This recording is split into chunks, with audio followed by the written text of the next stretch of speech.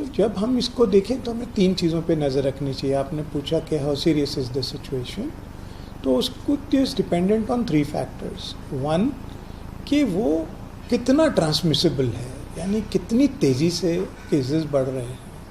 आपको याद होगा पहले हम देखा करते थे कि कोई केसेस 2 दिन में डबल हो रहे हैं, 1-1.5 दिन में डबल हो रहे हैं। तो उस तरह से हमें देखना चाहिए कि इसको कितनी धीरे कितना तेज़ बढ़ रहा है। इस वक्त ऐसा नहीं लग रहा है कि ये कोई बहुत ही ज़्यादा तेज़ी से बढ़ रहा है, हालांकि there is an increase in numbers, तो उस पर हमारी नज़र है, पहली चीज़। दूसरी चीज़, क्या ये हमारी प्रीवियस इम्यूनिटी को इवेड कर रहा है?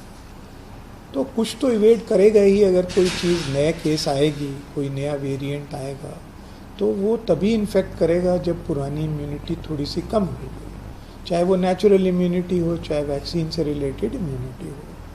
तो उसमें भी कोई घबराने की बात नहीं है। अब तीसरी बात है जिससे कि ये फैसला होता है कि हमें इस चीज़ को वरी करना चाहिए या नहीं करना चाहिए, वो ये है कि कितने सीवियर केसेस हैं। What is the percentage of severe cases among all COVID cases? Are we getting very severe disease, particularly in those without comorbidity? अगर कोई इम्यून कॉम्प्रोमाइज्ड है, उसमें सीवियर केस हो रहा है, तो वो तो कई बीमारियों से होता है। हमें ये देखना चाहिए कि सीवियरिटी क्या है केसेस की। तो अभी तक जो हमारे जितने भी केस हुए हैं उसमें सीवियरिटी जनरली लो है।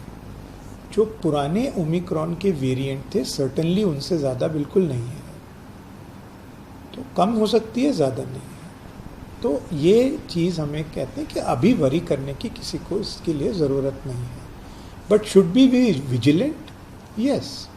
Should we be prepared? Yes. We should always be vigilant, we should always be prepared, and therefore we are monitoring the situation very closely. The Health Secretary took a meeting yesterday, which was also attended by DGHS and me, और हम लोगों ने सारी situation को बहुत closely monitor किया और करते रहेंगे.